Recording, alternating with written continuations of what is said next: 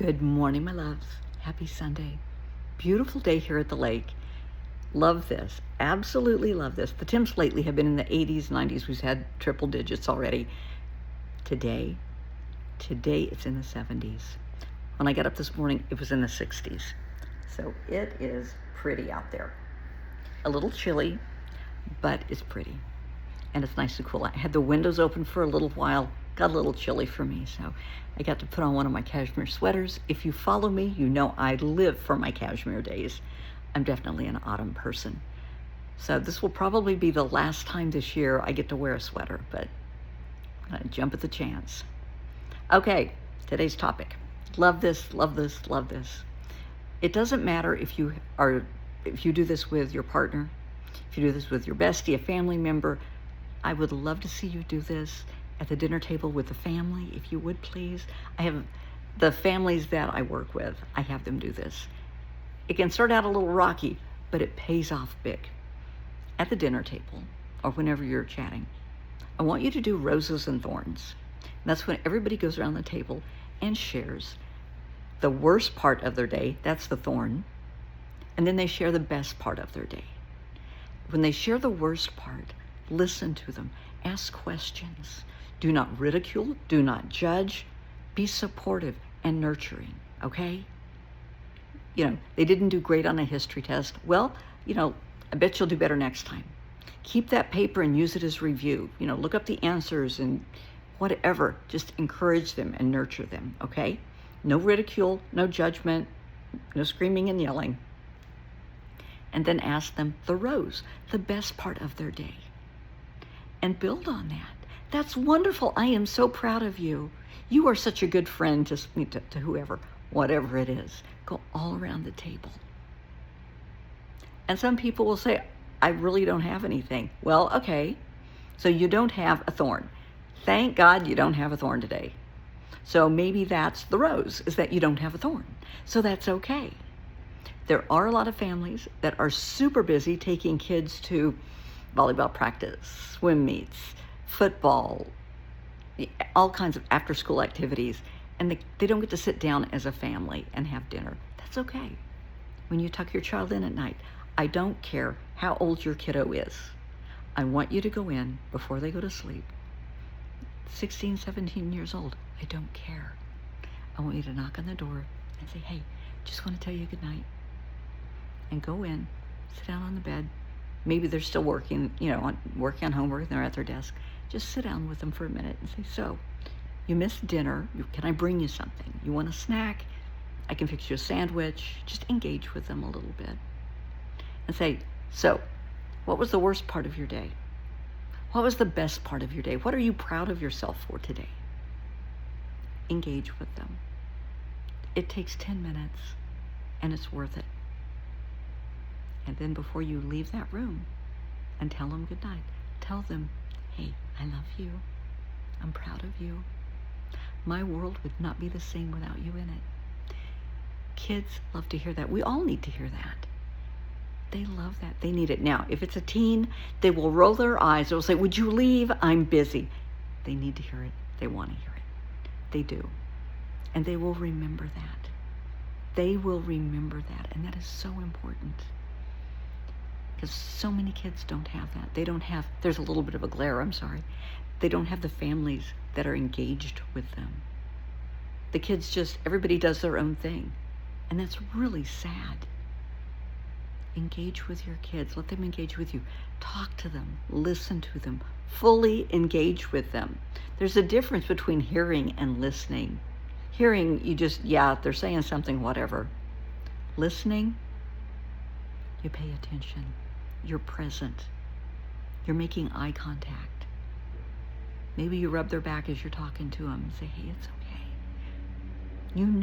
Whatever you're going through, you're not alone because we are in this together. Always have been, always will be.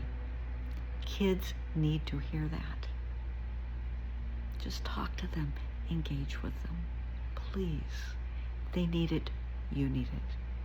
Because as they get older, they go off to college. Living on their own, that can be kind of scary. I remember when I left home, it was a little, What happens now?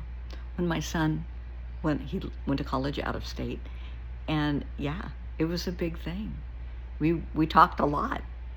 We talked 4 or 5 times a day. He would call me after class and tell me all about the class. I love that.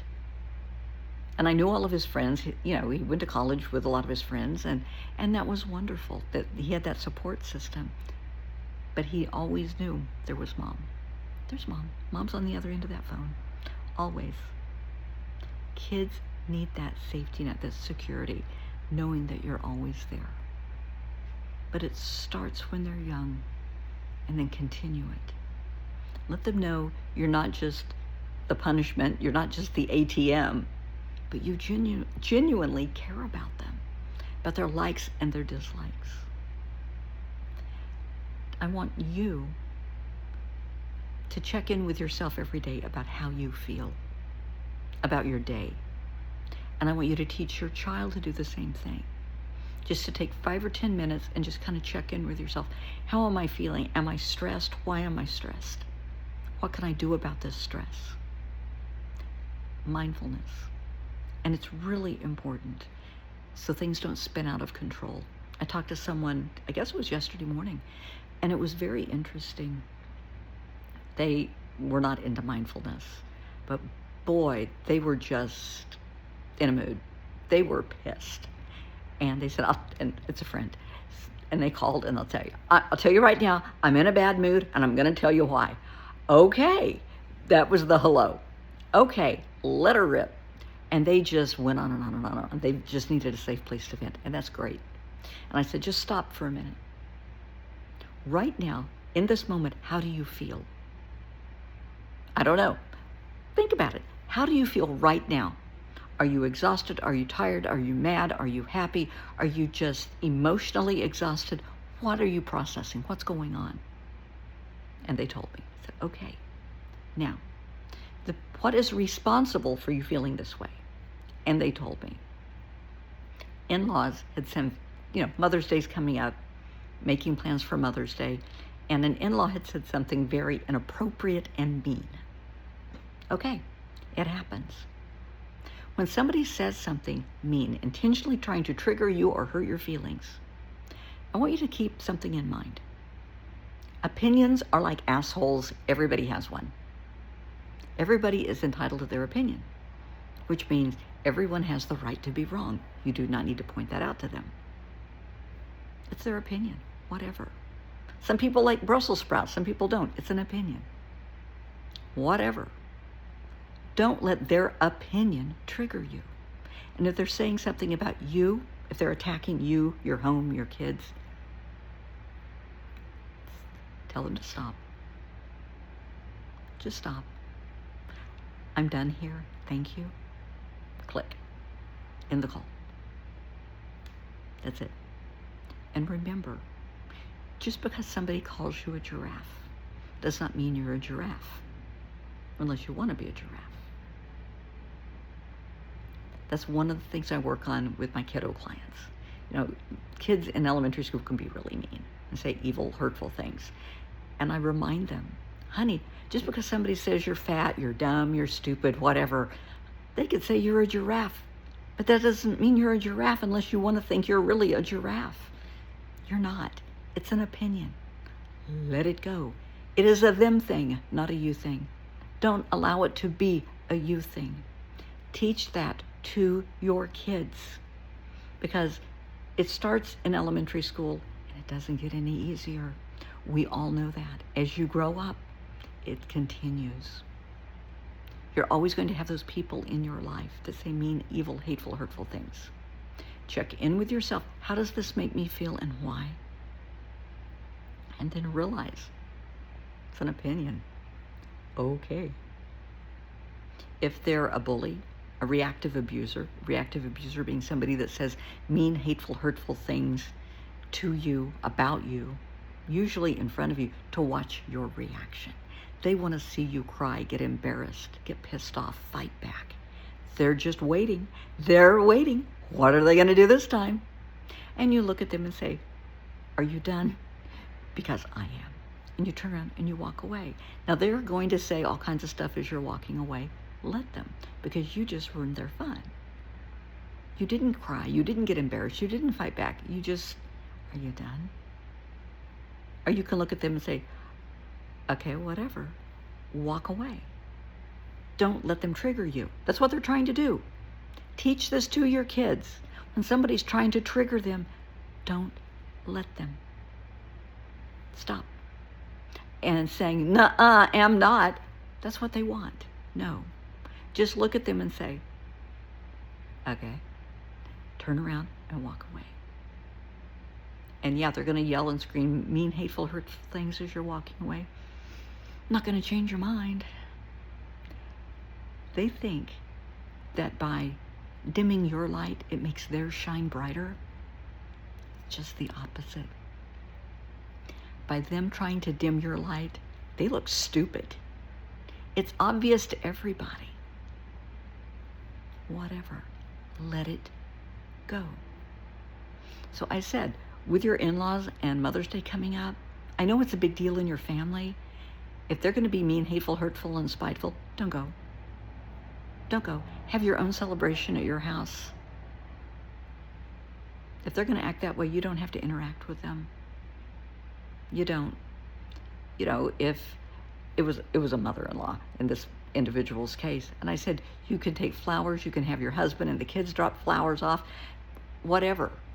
But you don't have to buy into it. Don't engage. Don't let them bully you. No. And tell them, we're not coming. With this attitude, I don't need this, my kids don't need this, my husband sure as hell doesn't need to be put in the middle of all of this. So we're going to pass this year. Just because they're family doesn't mean they're allowed to disrespect you, your husband, your kids, your house. No. No. But I want you to teach this to your kids. Okay? Please, just think about what I'm saying. Check in with your kids. Check in with yourself. Do the roses and the thorns. Communicate with your kids. Engage with them. They're only little for so long, and then they grow up.